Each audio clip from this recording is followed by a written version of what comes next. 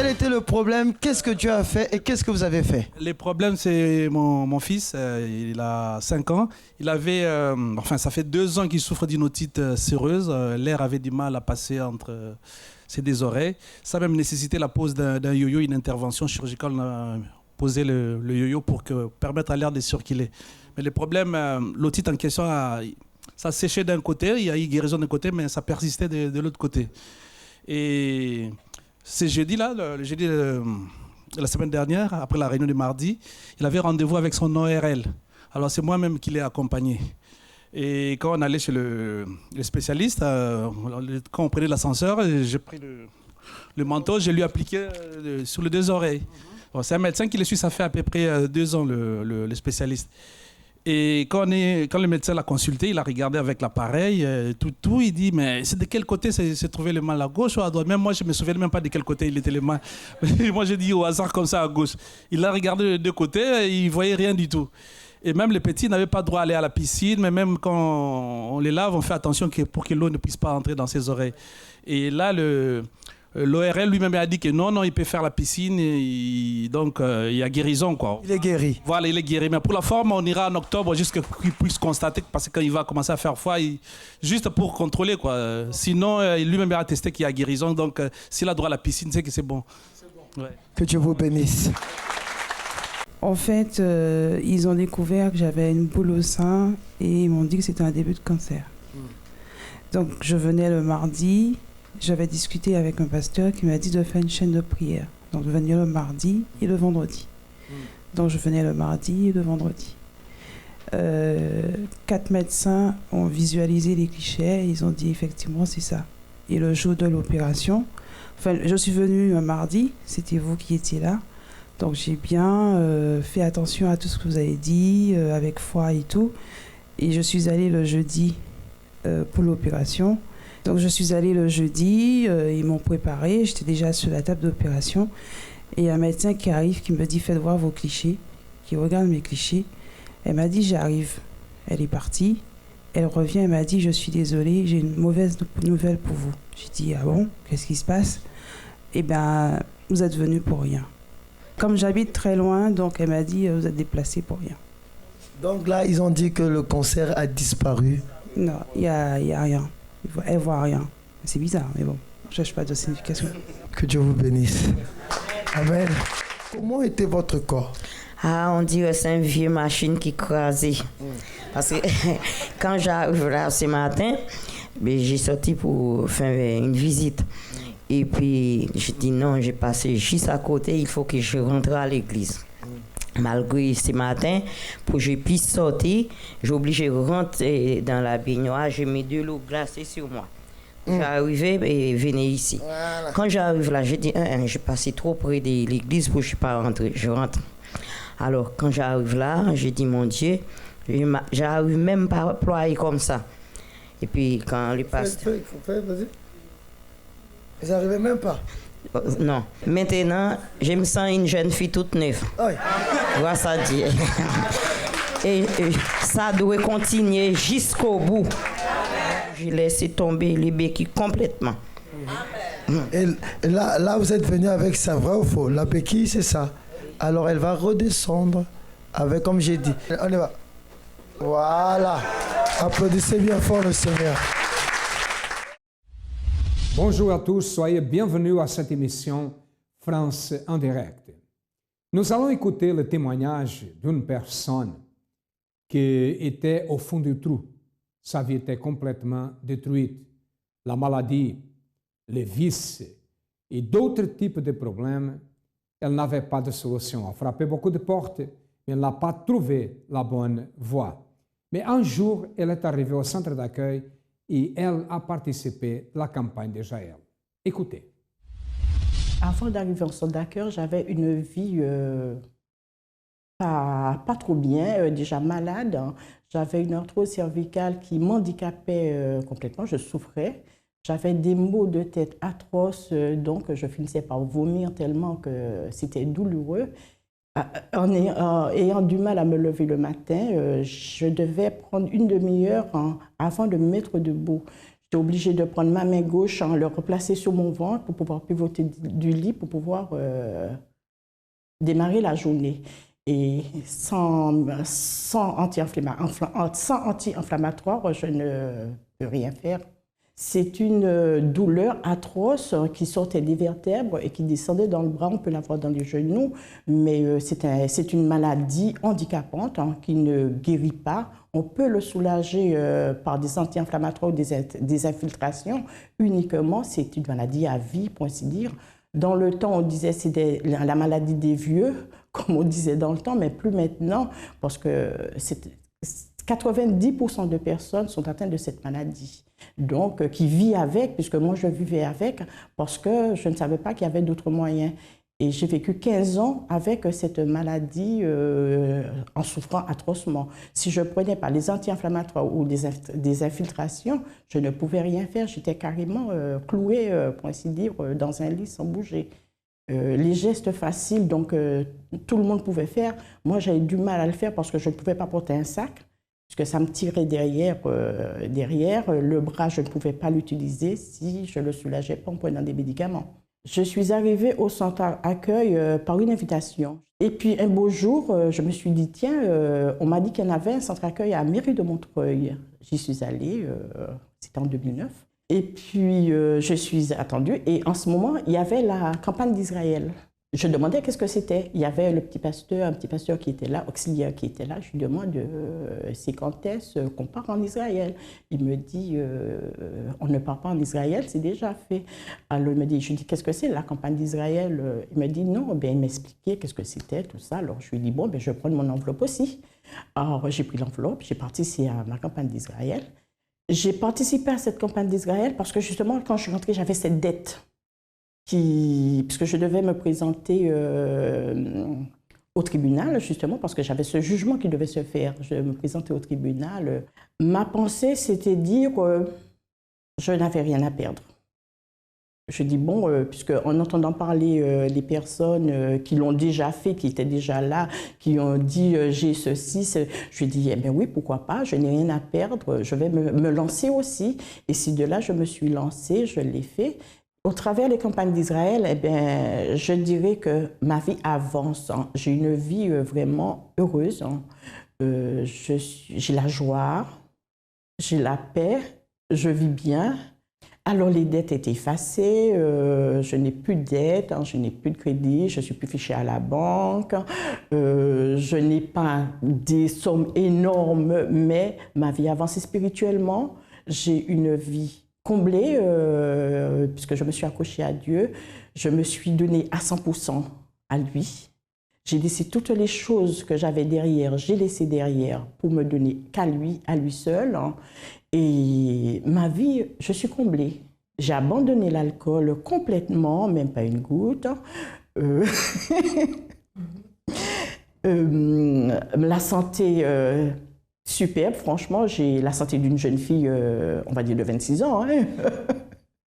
Et ma fille qui ne connaissait pas Dieu, enfin connaît Dieu religieusement, on va dire, maintenant, ça va, elle commence à me poser des questions, à parler de Dieu avec elle. Et pour moi, c'est la plus grande joie, si ma fille l'emmenait à Dieu. Le centre accueil, pour moi, c'est ma maison. C'est ma maison parce que j'ai reçu. Je reçois et j'en recevrai encore parce que le centre accueil me montre la façon justement de déterminer les choses, la façon d'avancer, la façon de voir les choses. Et c'est tout pour moi. Josette, pendant 15 ans, elle a beaucoup souffert d'une maladie. Elle était handicapée. Elle buvait. Elle a fait même une overdose de médicaments, tentative de suicide. Certainement, elle croyait en Dieu, certainement, elle savait que Dieu existait, mais ça n'est pas suffisant. C'est nécessaire de prendre une décision. Elle a pris la bonne décision, elle a été guérie, elle a été délivrée du vice de l'alcool, et aujourd'hui, elle est une personne complètement transformée grâce à une attitude, à travers la campagne d'Israël. Nous allons maintenant écouter l'histoire d'une autre personne, d'un homme, d'un monsieur qui est arrivé au centre d'accueil avec une vie complètement détruite aussi. Regardez ce qui s'est passé. Donc avant d'arriver au centre d'accueil universel, et donc j'étais perdu dans la drogue, perdu dans l'alcool, j'étais vicieux, en fin de compte vicieux à toutes ces choses-là. Et je même perdu mes frères dans la drogue. Et en fin de compte, ils sont morts dans la drogue. Donc à l'intérieur de moi, ça a mis vraiment une révolte, ça a mis une haine dans ma vie. Donc arrivé un moment, je voulais partir aux États-Unis pour aller venger mes frères. Parce que comme ils étaient dans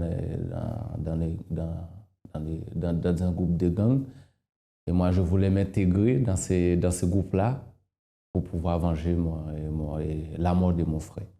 Donc avec ma femme, c'était tout le temps des bagarres, c'était tout le temps des problèmes. J'ai failli les tuer plusieurs fois. J'étais vraiment possédé par des démons. C'est-à-dire, même des fois, on dort et je l'étrangle.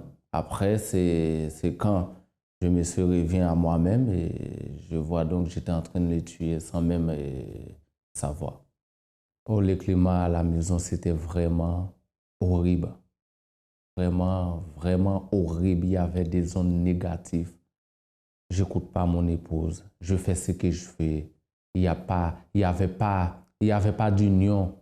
On se dispute souvent et des fois les disputes, ça, en fin de compte, les disputes, et après ça vient en bagarre.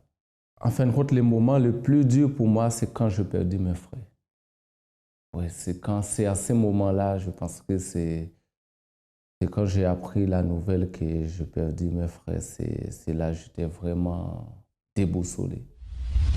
Comme il a dit, il cherchait dans beaucoup d'églises, il a frappé beaucoup de portes, dans beaucoup de religions, mais sa vie ne changeait pas. Vous savez pourquoi la vie ne change pas? Parce que n'est pas une religion, une église qui peut changer la vie d'une personne. Nous ne sommes pas ici pour dire que l'église, centre d'accueil, change votre vie. Mais ce qui se passe au-dedans du centre d'accueil peut changer votre vie complètement. Même s'il croyait en Dieu, comme beaucoup de personnes qui croient que Dieu existe, mais ça n'est pas suffisant. C'est nécessaire pratiquer la foi. Et un jour, il a pratiqué cette même foi. Donc nous sommes arrivés au centre d'accueil grâce à une personne qui nous a invités.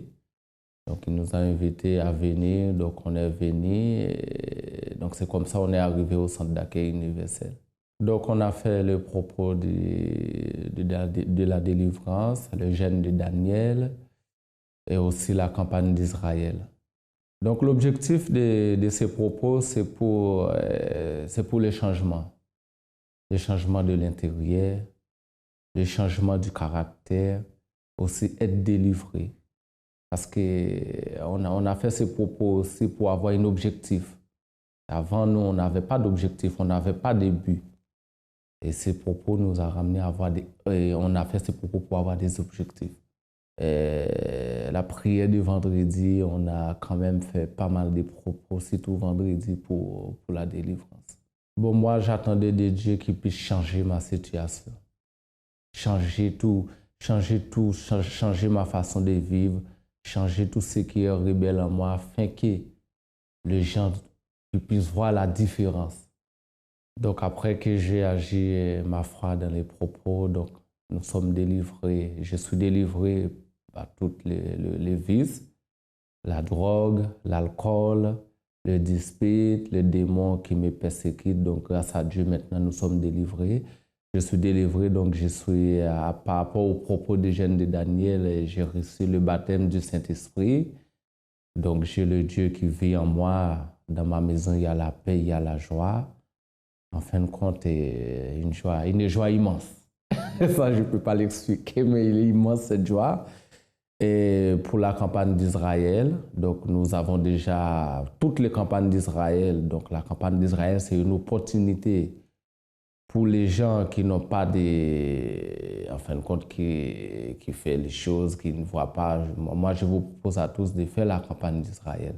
Donc pour la campagne d'Israël, donc grâce à la campagne d'Israël, j'ai ouvert ma société, je suis chef d'entreprise, et ma femme elle travaille, donc grâce à Centre d'accueil, nous sommes comblés.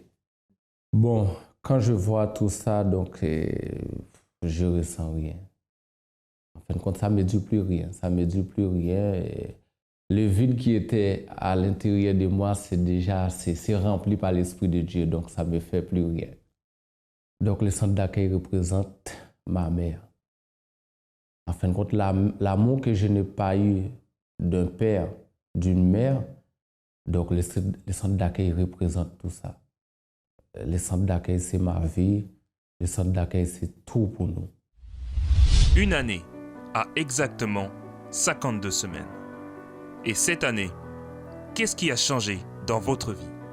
Tout a changé pour le meilleur ou pour le pire?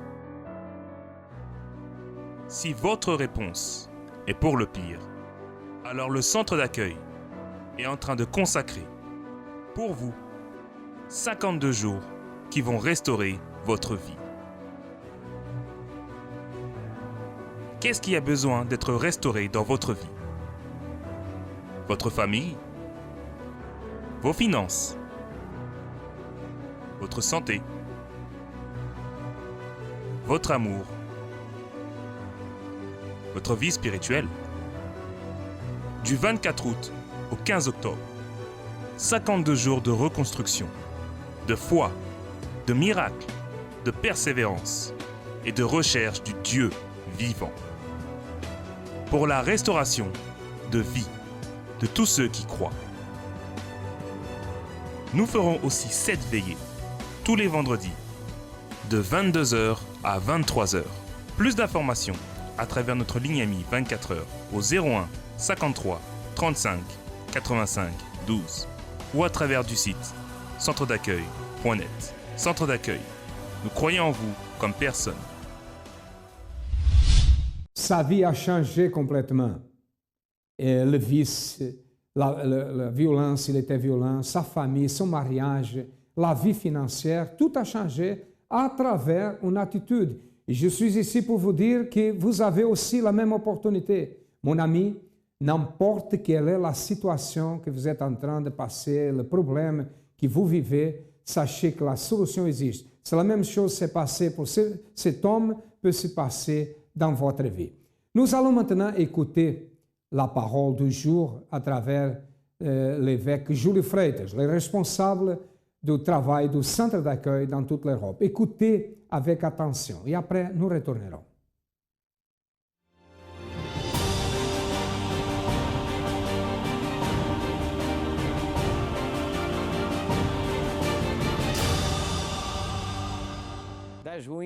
De la ruine au succès, 152 enseignements pratiques, intelligents et efficaces. 52 jours de reconstruction. La 51e pierre pour que vous sortiez de la ruine, c'est avec toi. C'est cela. Il est avec toi. Accompagnez avec moi le texte sacré dans le livre de Josué, chapitre 1, verset 9, lorsque Dieu directement s'adresse à Josué. Et aujourd'hui, Dieu s'adresse personnellement à vous et à moi à travers cette parole.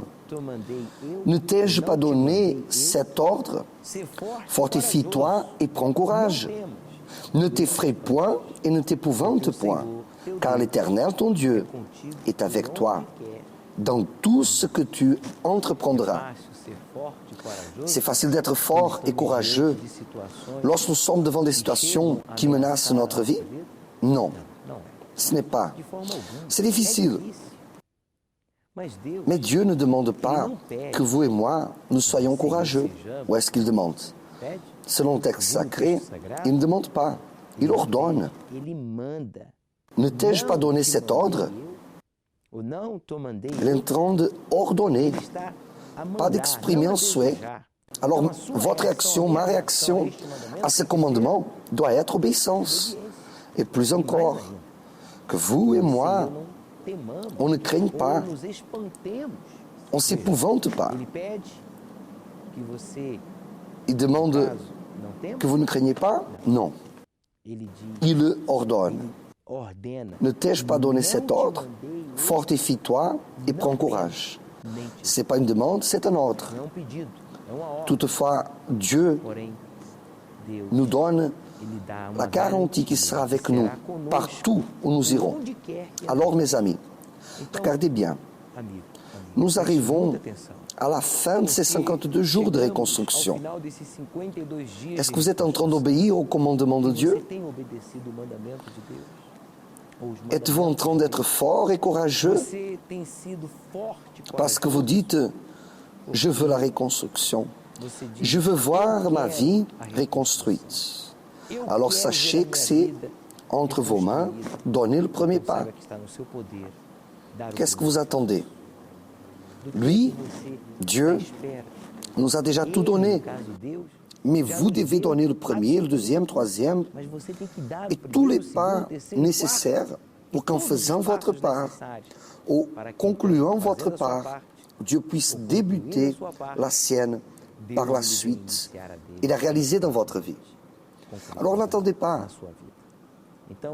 Dieu nous donne déjà absolument tout, ses commandements, ses promesses, sa présence et sa motivation. Il suffit de suivre les règles et bien sûr, croire sans douter. C'est là que rentre la persévérance. Car lorsque vous et moi nous persévérons dans la pratique des commandements de Dieu, on ne laisse pas de l'espace au doute. On ne laisse pas de l'espace à l'anxiété, à la timidité. On ne laisse pas de l'espace pour que le mal agisse en nous. Lorsque vous et moi, nous persévérons dans la pratique de la parole de Dieu, alors il est avec nous.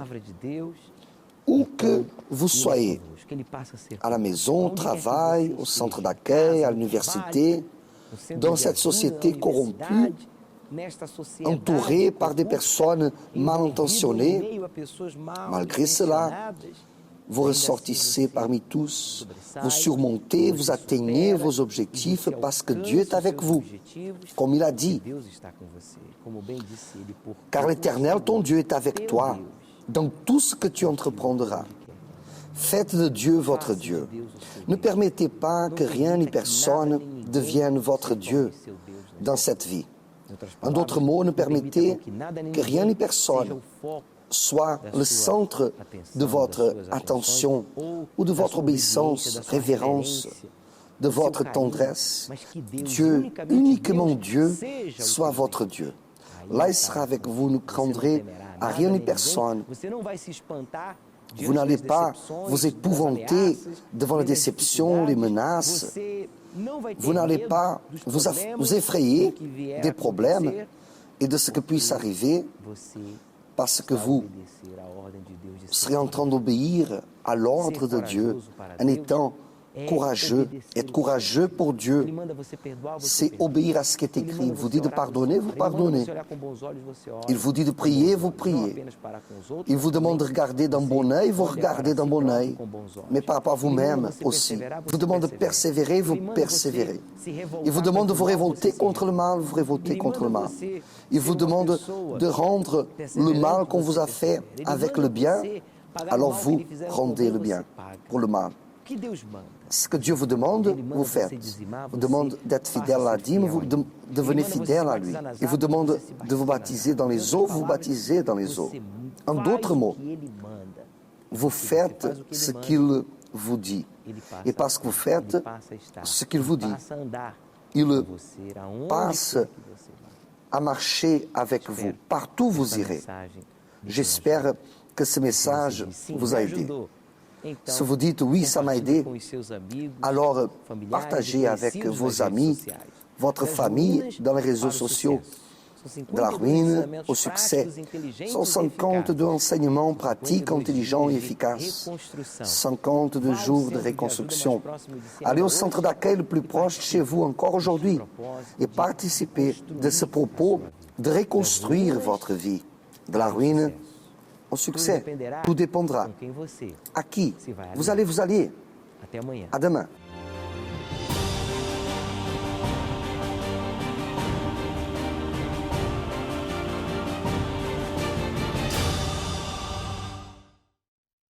Voici une opportunité. Les centres d'accueil, les portes du centre d'accueil sont ouvertes du matin au soir, de lundi à lundi. Nous avons des centres d'accueil dans toute la France. Vous pouvez même suivre les adresses qui passent dans votre ordinateur ou qui ont passé. Vous avez aussi une adresse email, un numéro de téléphone. Profitez de cette opportunité. Cherchez le plus proche de vous. Et nous sommes situés, notre siège du centre d'accueil est situé à Paris, au 10e arrondissement, 254 rue du Faubourg Saint-Martin. Avez-vous besoin de notre aide? Nous sommes là pour vous aider. À demain et que Dieu vous bénisse à tous abondamment.